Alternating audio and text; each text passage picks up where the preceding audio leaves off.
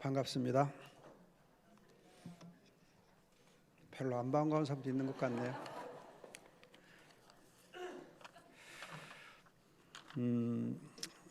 우리가 실력 있는 복음 전도자 되려면 무엇보다 구원의 확실성을 알고 또 구원의 확신을 가지고 최고의 목적을 따라 살 때 가능합니다. 그래서 오늘 1부 예배에서는 구원의 확실성을 여러분 말씀드리고 2부 예배에서는 구원의 확신을 말씀드리고 3부 예배에서는 최고의 목적, 인생의 최고의 목적을 순서대로 말씀을 드릴 겁니다. 그래서 여러분들이 이 새 설교를 어떻든 다 들으셔야 돼요. 참석해서 듣든지 아니면 영상으로 듣든지 들으시면은 어떻게 연결되어 있는가 이해가 될 겁니다. 구원의 확신에 대해서는 여러분들이 유 목사님 설교를 통해서 많이 들으셨기 때문에 대개 알고 계시지만은 이제 6가지 있어요. 하나는 하나님의 자녀의 신분과 권세에 대한 확신. 내가 하나님의 자녀다. 또 자녀에게는 권세가 있다는 확신이 있어야 돼요. 그런가 하면 죄의 용서의 확신, 우리가 예수 그리스도 안에 있으면 죄의 용서를 받는다. 죄의 용서의 확신, 그리고 기도 응답의 확신, 우리가 예수의 이름으로 기도할 때 기도가 응답된다는 확신, 또 뿐만 아니라 승리에 대한 확신, 우리는 마침내 이긴다, 승리한다, 승리의 확신, 또 영생의 확신, 나는 영원히 산다는 영생의 확신, 그리고 천국에 대한 확신, 이렇게 6가지 확신이 있어야 됩니다. 이 확신에 대해서는 2부 예배에서 설교를 해드릴 거고, 여러분의 주보에 보면 주보 뒤에 확신 설교가 있습니다. 설교문 있으니까 여러분들이 2부 예배 설교는 또 그 설교문을 보시면서 보면 될 겁니다. 그런데 이 구원의 확신은 주관적인 성격이 강합니다. 내가 마음으로 느끼는 거거든요. 그러다 보니까 내 마음이 흐려지거나 내 마음이 흔들리게 될 때에는 구원의 확신이 약화되거나 흔들릴 수가 있습니다. 사탄 마귀의 시험이라든지 또는 우리가 범하는 죄, 또 영적인 게으름 때문에 이 구원의 확신이 흔들릴 수가 있어요. 이 구원의 확신이 흔들리지 않게 하려면은 객관적인 사실을 우리가 알아야 되는데, 그것이 바로 이 구원의 확실성입니다. 확실성. 영어로는 확실성은 certainty라고 그러고 또 확신은 assurance라고 그럽니다. 단어가 달라요. 그래서 우리가 구원의 확실성을, 객관적인 그 확실성을 가지고 있을 때에 구원의 확신, 주관적인 확신이 흔들리지 않게 됩니다. 이 구원의 확실성은 마치 지팡이와 같습니다. 지팡이가 있으면은 잘 안 넘어지잖아요. 여러분들이 겨울에 특히 산에 갈 때는 지팡이를 가지고 가는 게 좋습니다. 지팡이는 하나만 가져가면 좋습니까? 2개를 같이 가져가면 좋습니까? 예, 2개를 같이 가져가면 좋습니다. 왜냐하면 양팔이 같이 움직여야 되니까, 또 양팔이 같이 운동도 하게 되고, 그래서 2개를 가져가는 게 훨씬 좋다고 이렇게 알려져 있습니다. 여러분들이 성경에서 보면은 지팡이를 가지고 다니는 사람이 있습니다. 평생 지팡이를 의지해 가지고 다니는 사람이 있어요. 대표적인 사람이 야곱입니다. 야곱은 밧다람으로 갈 때부터 지팡이를 가지고 가고, 그리고 돌아올 때 지팡이 가지고 오고, 죽을 때도 그 지팡이에 의지해서 죽습니다. 야곱의 지팡이, 그 지팡이가 야곱을 붙잡아 주어서 야곱이 하나님 앞에 거룩한 믿음의 조상이 되게 됩니다.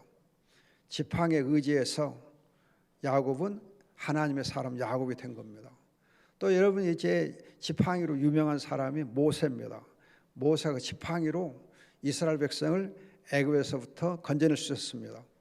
그 지팡이로 그가 이제 40년 동안 이 아라비아 북부 땅 그 미디안 광야에 있을 때에 그 지팡이를 의지해서 양을 쳤습니다. 양을 치던 그 지팡이를 가지고 그가 이제 이 홍해를 갈랐고, 그 지팡이를 가지고 또 나머지 40년 동안 이스라엘 백성들을 광야에서 이끌어냈습니다. 지팡이. 여러분 또 이제 광주에 유명한 지팡이로 유명한 사람이 있습니다.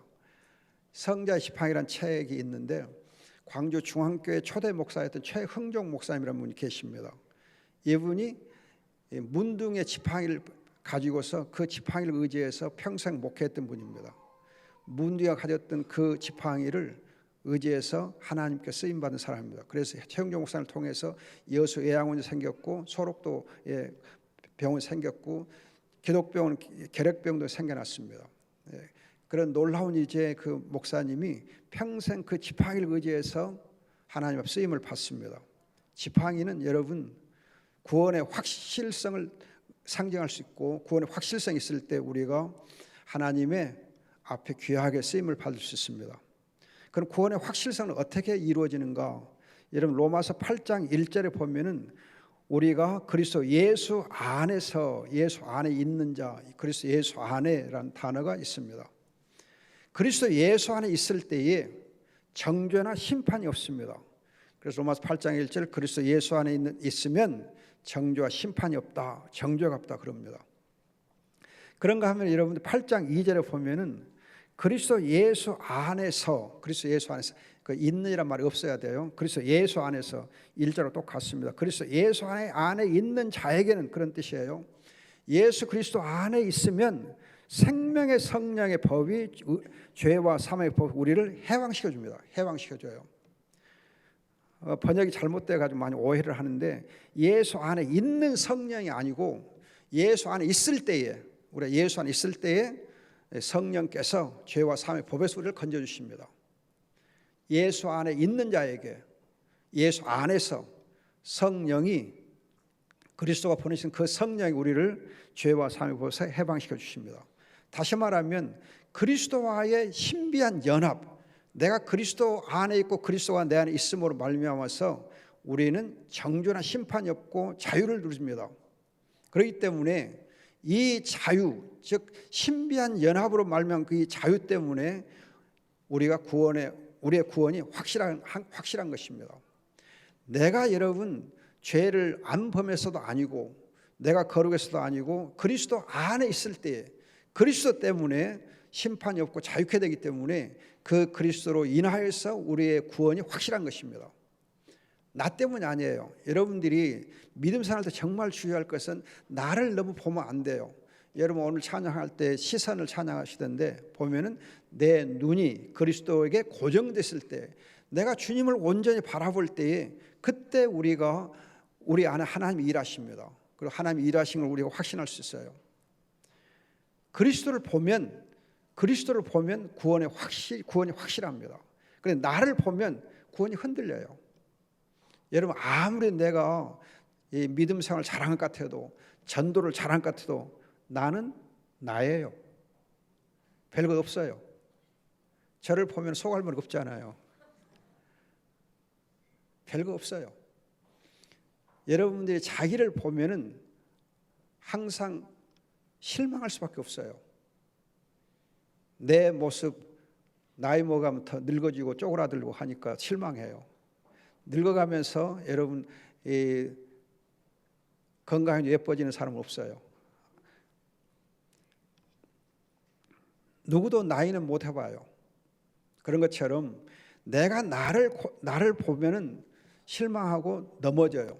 그러나 그리스도를 보면 우리가 넘어지지 않습니다.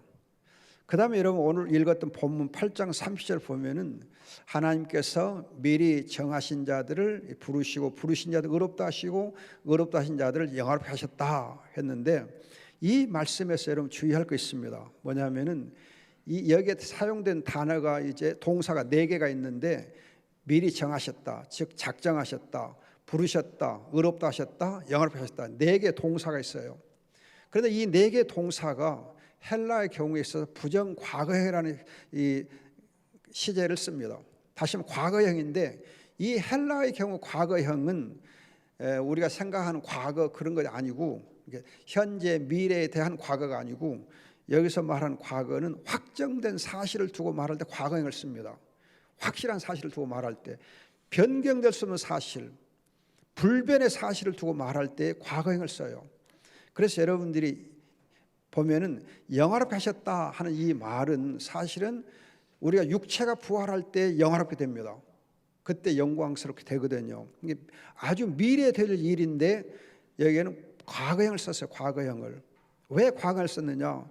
영원 되는 것이 확실한 사실이기 때문에, 우리 몸의 부활이 확실한 사실이기 때문에 영원하게 하셨다 그렇게 말합니다. 그렇다면 영원하게 하셨다는 이 말이 확정적이다 한다면은 그 앞에서 했던 작정하시다 또 부르시다 의롭다 하신 것도 확정된 사실입니다. 확정적인 불변하는 일이에요. 다시 말하면 성부 하나님께서 우리를 창세전에 그리스도 안에서 에베소 1장 3절인 대로 부르셨잖아요. 우리를 이제 작정하시 부르셨어요. 그 하나님의 작정의 불변성, 확정적인 이 불변성 때문에 우리의 구원이 확실한 것입니다. 하나님께서 그리스도 안에서 창세전 우리를 택하여 주셨습니다. 하나님이 택하여 주셨기 때문에 우리의 구원이 확실한 것입니다. 내가 하나님을 택한 거 아니고 하나님이 나를 택해 주셨어요. 그래서 확실해요. 우리가 부모와 자녀의 관계를 좀 생각해 보면은 아마 자식들이 부모를 택하라 그러면은 도망갈 놈들이 많을 거예요. 그러나 부모가 택해 주셨기 때문에, 부모가 택해서 낳으셨기 때문에 부모는 안 버리잖아요. 그래서 요즘은 또 속 없는 부모들은 버리는 사람도 있습니다만은, 철없는 20대들 초반 애들이 버리기도 하지만은, 그러나 나이 드신 이제 부모님의 경우는 절대 자녀를 버리지 않습니다. 절대 안 버려요. 부모가 부모이기 때문에 절대 안 버려요. 하나님 아버지께서 우리를 창세전에 그리스도 안에서 택해 주셨기 때문에 절대 우리를 버릴 리가 없습니다. 우리를 항상 모든 능력을 다해서 도움을 주실 기뻐하십니다. 제가 이제 매일 아침에 읽는 책 중에 하나가 오스왈드 챔버스라는 사람의 주님은 나의 최고봉이라는 책이 있습니다. 오늘 날짜 보면은 하나님 아버지께서는 우리를 모든 능력을 다 동원해서 우리를 도와주신다, 그런 글이 있어요. 하나님께서 능력이 많으시지만은 그래도 또 모든 것을 다, 수단을 다 동원해서 하나님 우리를 도와주십니다. 하나님 우리의 도움이시고 우리의 힘이시고, 또 항상 우리를 곁에 계시는 분이기 때문에 우리가 넘어질 리가 없습니다. 그래서 시편 37편 여러분들이 37편 23절에 25절을 보면은 넘어져도 엎어지지 않음은 여호와께서 손을 붙드시기 때문이다. 여호와 하나님이 우리의 손을 붙들어 주시기 때문에 넘어져도 엎어지지 않는다 그래요. 또 잠언 24장 16절 보면은 7번 넘어져도 다시 일어선다. 잠언 24장 16절입니다. 또 고린도후서 4장 9절에는 넘어뜨림을 당해도 망하지 않는다 그래요. 넘어뜨림을 당해도 망하지 않는다.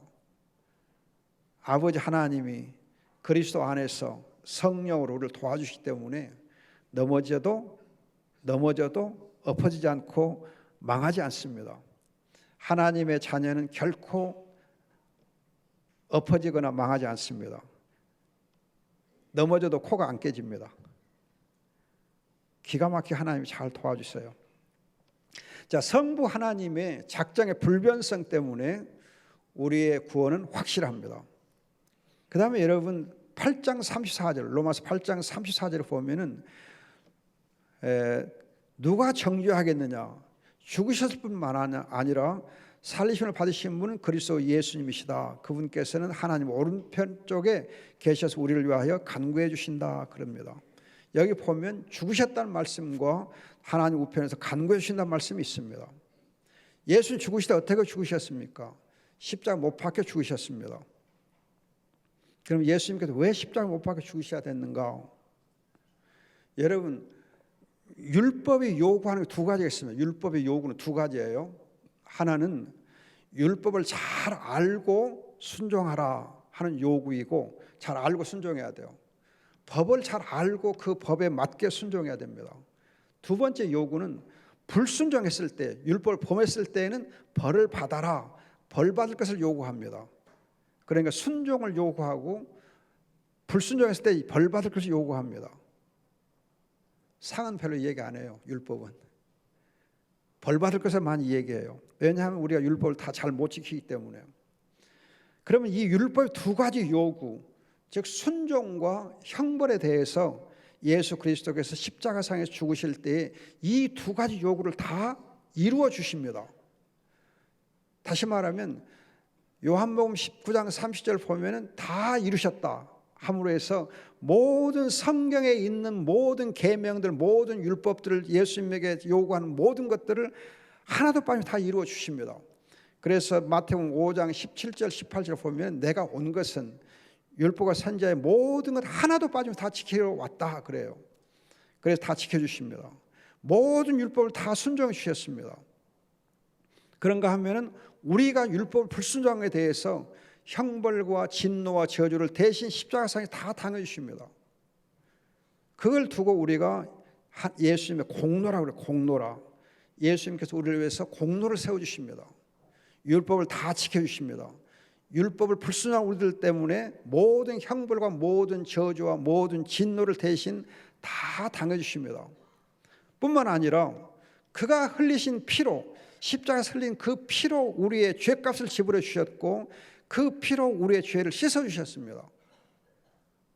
죄값을 지불하고 우리를 하나님의 자녀로 사주시고 또 그 하나님의 자녀로 사실 뿐만 아니라 우리의 모든 죄를 그 피로 씻어 주십니다. 이것이 바로 예수 그리스도의 죽음이 주는 공로입니다. 죽음을 통해서 얻은 공로입니다. 이 공로 때문에 하나님께 우리에게 은혜를 베풀어 주십니다. 여러분 주의하셔야 돼요. 공로가 먼저 있고 은혜가 베풀어집니다. 예수 그리스도께서 공로를 세우지 않았으면 하나님이 우리에게 은혜를 베풀지 않습니다. 그래서 은혜는 공짜가 아니에요.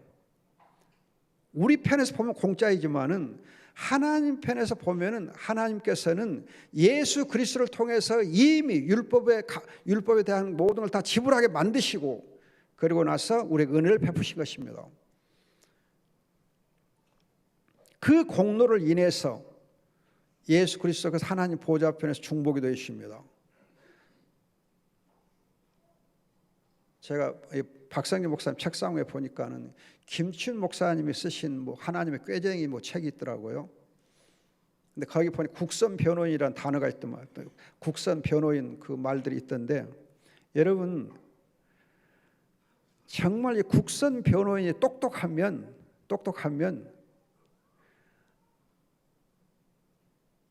피고들이 즉 피의자들이 죄를 쉽게 면할 수 있습니다. 죄 용서를 받기 쉬워요. 국선 변호인은 내가 돈 주고 사는 거 아니잖아요. 내 돈으로 사지 않기 때문에 내 돈이 안 들어요. 근데 사선 변호인은 내가 사는 변호인은 되게 비싸도 뭐 비용이 만만치 않아요. 여러분 서울에서 변호사 살려면요 아무리 가벼운 사건이라도 500만 원, 700만 원 줘야 되더라고요. 조금 큰 사건 1000만 원 이상 줘야 돼요. 변호사 한번 살려면 간 떨려요. 그런데 국선 변호인은 내 돈이 안 들어요. 근데 좋은 국선 변호인은 자기가 그 보석금을 내든지 아니면은 자기가 또 이렇게 잘 변호해서 피고인이 무죄 석방 받도록 잘 하더라고요. 그래서 여러분 최고의 국선 변호인 예수 그리스도, 최고의 국선 변호 하나님께서 세우신 그 변호사인 예수 그리스도께서 우리를 위해서 변호하시고 중보하시기 때문에 우리의 구원은 확실하다 하는 것입니다. 믿으시죠? 예. 그다음 세 번째는 성령 하나님의 내주 인도 증거와 중보기 때문에 우리의 구원이 확실합니다. 여러분들 8장 11절 로마서 8장 11절 보시면은 예수님께서 성령이 너희 안에 계시면 그래서 예수님을 죽은 자 가운데서 살리신 분이 그 영으로 말하면 너희도 살리라 하는데 여기 보면 그 성령이 너희 안에 계시면 성령님이 우리 안에 계십니다. 어떤 분들은 성령이 내 안에 계신지 안 계신지 잘 모르겠어 그렇게 하신 분도 있어요. 그럼 성령이 얼마나 서운하겠습니까? 성령이 이미 우리 안에 계시는데 계신가 안 계신가 모르겠어. 여러분들 내 감정에 의해서 성령이 계신다 안 계신다 판단하면 안 돼요. 내 감정에 의해서 판단하면 안 돼요. 성령님이 우리 안에 계신다고 성경이 말씀하면 그 말씀대로 믿어요. 그렇게 믿으면 성령이 내 안에 계시네, 성령이 계시네, 할렐루야 함께 계시네 찬송이 나와요. 그런데 계신가 안 계신가 모르겠다 그러면 찬송이 안 나와. 여러분들이 말씀대로 믿는 것이 믿음이에요.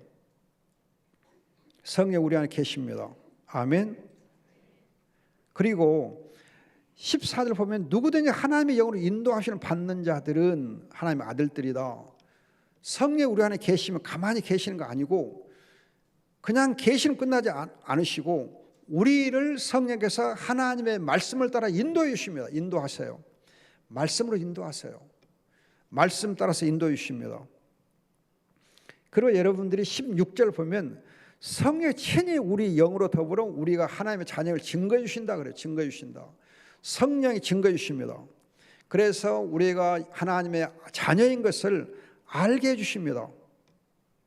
뿐만 아니라 우리가 참 아직도 믿음이 부족하고 연약하고 흔들리고 하나님의 말씀에 대해서 잘 믿지 않기 때문에 26절 보면 탄식함으로 우리를 위해 간구해 주신다 그래요. 탄식함으로 우리를 간구해 주신다.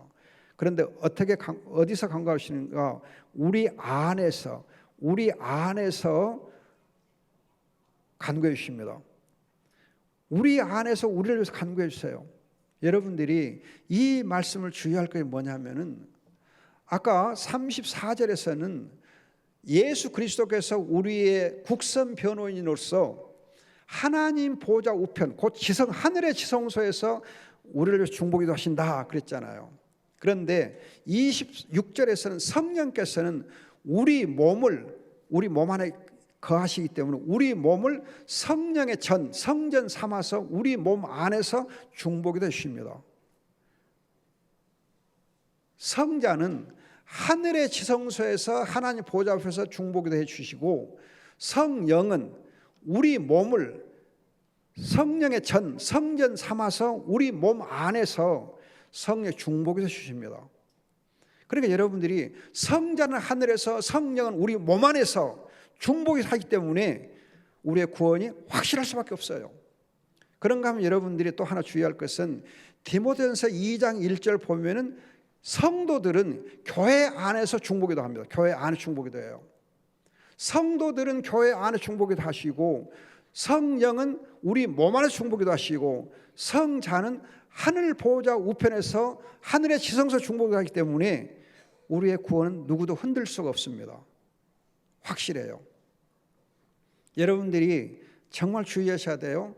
중보 기도는 성자와 성령과 성도가 다 하게 되어 있습니다. 여러분들이 성자만 중보기도 하신다? 아니에요. 성령도 중보기도 하시고 성도도 중보기도 합니다. 이것이 우리가 할 수 있는 최고의 특권이에요. 성도의 최고의 특권은 중보기도예요. 성령이 할 수 있는 최고의 특권도 중보기도예요. 그리스도가 할 수 있는 최고의 특권도 중보기도예요. 이 중보기도 때문에 우리의 구원을 사탄마귀 흔들지 못합니다. 안 흔들려요. 확실한 것입니다.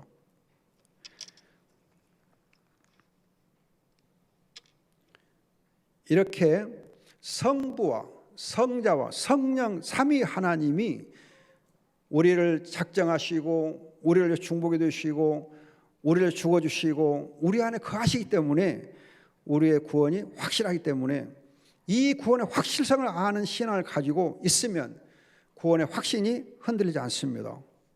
구원의 확신이 흔들리지 아니하면 우리가 예수 그리스도의 이름과 복음을 가지고 237개 나라 살릴 권세를 잘 활용할 수 있습니다. 여러분들 237개 나라 살리는 일을 굉장히 지금 힘쓰고 계시는데 힘을 잘 쓰려면 구원의 확실성을 알고 구원의 확신의 근거에서 복음을 전할 때 가능합니다. 여러분들이 237개 나라 살리는 귀한 주역들로서 하나님께 쓰임받기 위해서 먼저 구원의 확실성을 잘 알기를 소원합니다. 기도하겠습니다. 좋으신 아버지 감사합니다. 주님께서 귀한 주의 종들 통해서 주의 복음이 힘있게 선포되고 237개 나라 살리는 역사 이루어 주시옵소서. 주님께서 치유의 역사, 성령의 역사 이루어 주실 줄 믿습니다. 주님 주의 말씀으로 복되게 하옵소서. 믿사옵고 감사하며 예수님의 이름으로 기도합니다. 아멘.